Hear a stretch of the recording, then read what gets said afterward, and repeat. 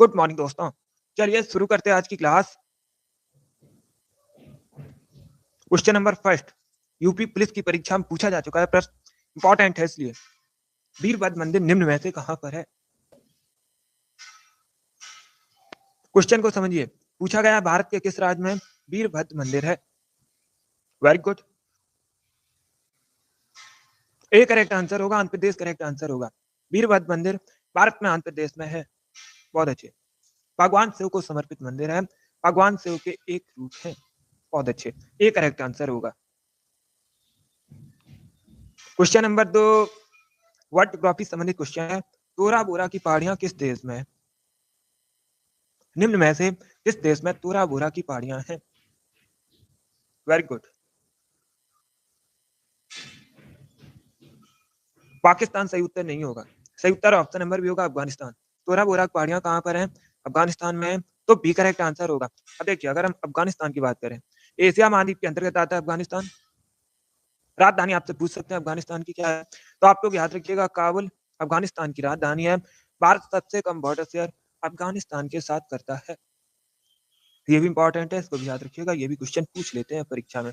बहुत अच्छे। B correct answer होगा। आगे बढ़ते हैं।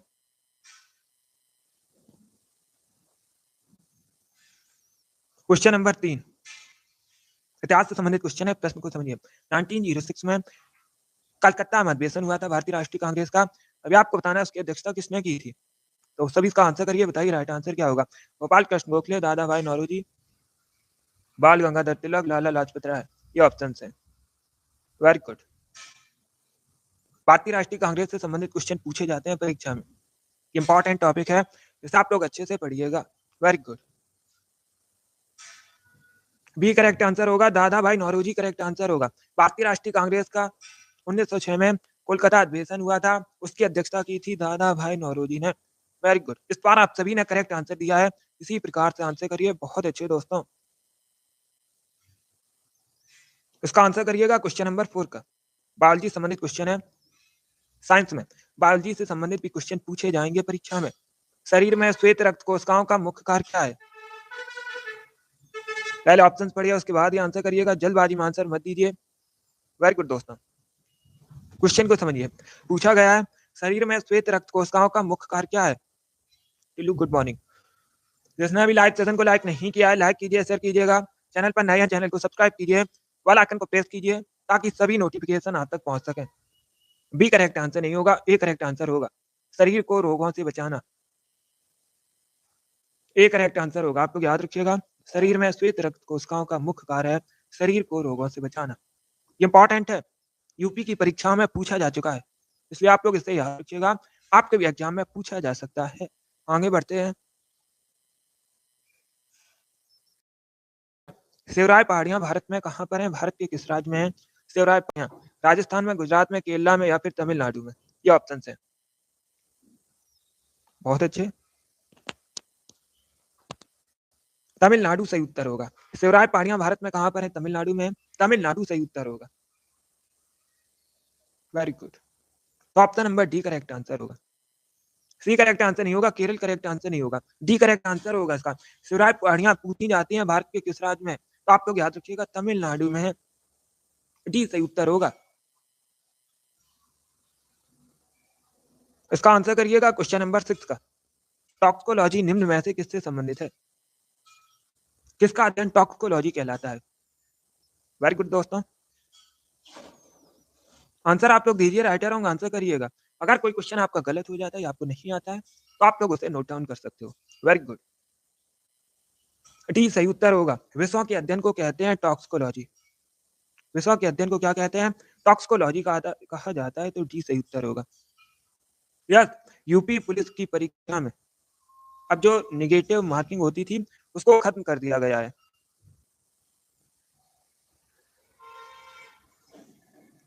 जो अब नई वैकेंसी आएगी यूपी पुलिस की, उसमें निगेटिव मार्किंग नहीं होगी। 25 से 30 हजार पदों पर नई भर्ती आने वाली है इसी महीने में या फिर 10 जनवरी तक। तो डी करेक्ट आंसर होगा इसका। अब इसका आंसर करिए क्वेश्चन नंबर 7 के लिए। बताइए राइट आंसर। लखनऊ समझौता कब हुआ था? ऑप्शंस पढ़िए, उसके बाद ही आंसर करिए, जल्दबाजी में आंसर मत दीजिएगा। लखनऊ समझौता आपको बताना है कब हुआ था, 1915 में, 1914 में, 1960 या फिर 1920 में। ये ऑप्शन है। बहुत अच्छे। सी करेक्ट आंसर होगा 1916 करेक्ट आंसर होगा, आप लोग याद रखिएगा 1916 में लखनऊ समझौता हुआ था। Option number C correct answer होगा। आगे बढ़ते हैं। क्वेश्चन नंबर 8, प्रश्न को समझिए, अच्छा क्वेश्चन है। निम्न में से किसके साथ सिंधु घाटी सभ्यता के लोगों का व्यापारिक संबंध था? तो 4 ऑप्शन आपको दिए गए, इसमें आपको बताना है जो सिंधु घाटी सभ्यता के लोग थे उनका निम्न में से किसके साथ व्यापारिक संबंध था? रसिया, चाइना, मेसोपोटामिया या फिर इनमें से कोई नहीं। ये ऑप्शन है। बहुत अच्छे, very good. C correct answer होगा, मेसोपोटामिया करेक्ट आंसर होगा। मेसोपोटामिया के साथ सिंधु घाटी सभ्यता का व्यापारिक संबंध था। Option number C correct answer होगा, मेसोपोटामिया। आगे बढ़ते हैं। क्वेश्चन नंबर 9, प्रश्न को समझिए। निम्नलिखित वृक्षों में से कौन सा वृक्ष पर्यावरणीय संकट माना जाता है? तो 4 ऑप्शन आपको दिए गए, उस वृक्ष का आपको चयन करना है जो पर्यावरणीय संकट माना जाता है। बहुत अच्छे, आंसर सभी लोग दीजिए और जल्दी से आंसर करिएगा। यस, टी करेक्ट आंसर होगा, यूकेलिप्टस करेक्ट आंसर होगा। एक क्वेश्चन और पूछा जाता है, 4 ऑप्शन दिए जाते हैं, पूछ लेते हैं सबसे तेजी से बढ़ने वाला वृक्ष कौन सा है? तो आप लोग याद रखिएगा यूकेलिप्टस। ये भी क्वेश्चन पूछते हैं परीक्षा में। चलिए आगे बढ़ते हैं, अब इसका आंसर करिएगा। क्वेश्चन नंबर 10 के लिए अच्छा क्वेश्चन है, पॉलिटी से संबंधित क्वेश्चन है। प्रश्न को समझिए, उसके बाद ही आंसर करिए। निम्न में से कौन से संशोधन के पश्चात बोडो और डोगरी भाषाएं 8वीं अनुसूची में शामिल की गई थी?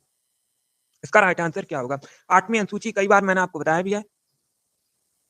जो 8वीं अनुसूची है भाषाओं से संबंधित है, पूछी जाती है, इंपॉर्टेंट क्वेश्चन है कि 8वीं अनुसूची किससे संबंधित है? तो आप लोग याद रखिएगा भाषाओं से संबंधित है। इसमें कुल 22 भाषाओं को मान्यता दी गई है वर्तमान में।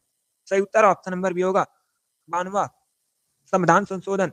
इसके बाद बोडो और डोगरी भाषाओं को किया गया था, मतलब जो 22 भाषाएं हैं इसमें बोडो संथाली भी शामिल है। तो बी करेक्ट आंसर होगा इसका। बहुत अच्छे, चलिए आगे बढ़ते हैं। अब इसका आंसर करिएगा। क्वेश्चन नंबर 11 के लिए बताइए राइट आंसर क्या होगा? निम्न में से किस नदी को व्यात भी कहा जाता है? व्यात या व्यथ एक ही बात है। तो सभी ऑप्शंस को पढ़िएगा, बताइए राइट आंसर क्या होगा? निम्न में से किस नदी को व्यात भी कहा जाता है? 4 ऑप्शंस को पढ़िए, उसके बाद ही आंसर करिए। वेरी गुड, बहुत अच्छे। यस, डी करेक्ट आंसर होगा, झेलम करेक्ट आंसर होगा। झेलम नदी को आप लोग याद रखिएगा, व्यात भी कहा जाता है, व्यथ भी कहते हैं। तो झेलम सही उत्तर होगा इसका। बी करेक्ट आंसर नहीं होगा, डी करेक्ट आंसर होगा।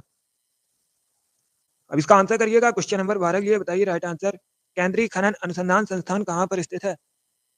4 ऑप्शन आपको दिए गए, बताइए निम्न में से कहाँ पर केंद्रीय खनन अनुसंधान संस्थान स्थित है? धनबाद में, गांधीनगर में, अहमदनगर में या फिर दौलताबाद में? ये ऑप्शन है। तो सही उत्तर ऑप्शन नंबर ए होगा, धनबाद करेक्ट आंसर होगा। ए करेक्ट आंसर आप लोग याद रखिएगा।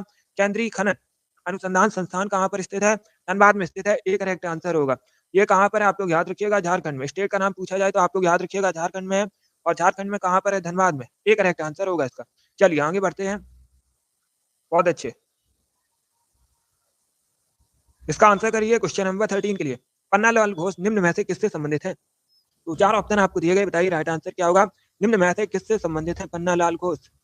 सारंगी, तबला, बांसुरी या फिर वायलिन? ये ऑप्शन है। Very good. ये वाली क्लास होती है डेली, आप लोग टाइम याद रखिएगा। सुबह 10 बजे स्पेशल आपकी परीक्षा के लिए क्लास होती है, और एक क्लास होती है शाम को 3 बजे, एक क्लास होती है शाम को 8 बजे। ये सभी क्लासेस स्पेशल हम गार्ड किए हैं, तो आप लोग सेशन को ज्वाइन कीजिए।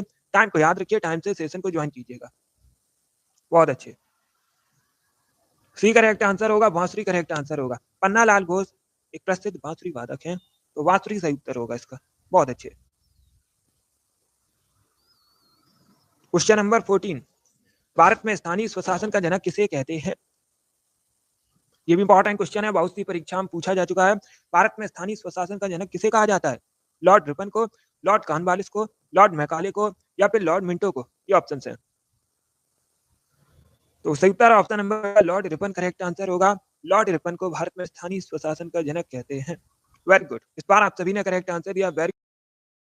क्वेश्चन नंबर 15 के लिए, नीरज चोपड़ा निम्न में से किस खेल से संबंधित है? ये भारत के हैं, ओलंपिक्स में मेडल इन्होंने। तो सभी जल्दी से आंसर करिए, बताइए क्वेश्चन नंबर 16 का सही उत्तर क्या होगा? नीरज चोपड़ा निम्न में से किससे संबंधित है?